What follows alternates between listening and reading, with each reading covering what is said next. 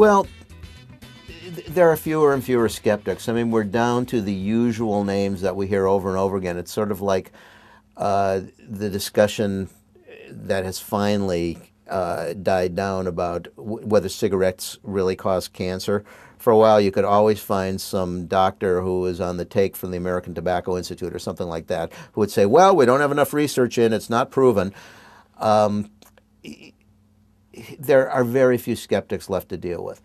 You know, I'm not a scientist, I'm a journalist. Anecdotally, as an observer out there, I have seen things like in the permafrost, I've seen glacial lakes, which basically, those were holes that were dug by receding glaciers that later got, or advancing glaciers, that later got filled by an iceberg that fell into them and it melted, and it's that fossil glacial water has been held in place by frozen permafrost for the last 10,000 years.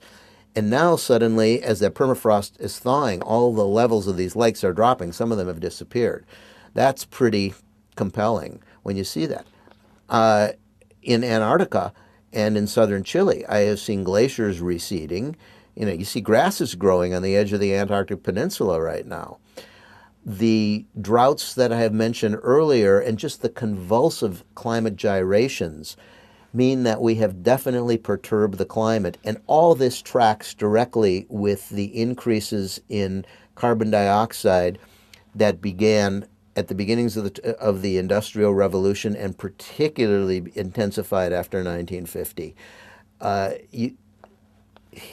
The ice cores, the pollen cores from the bottom of the lakes, all of these things show that we haven't had this much carbon dioxide in the atmosphere for nearly 700,000 years, and the Earth was a really different place back then. So I suspect that climates are changing right now.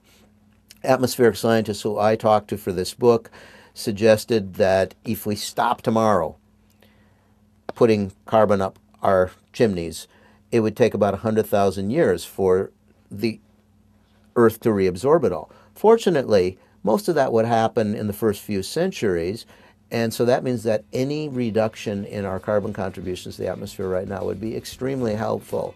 So we should start thinking about it yesterday.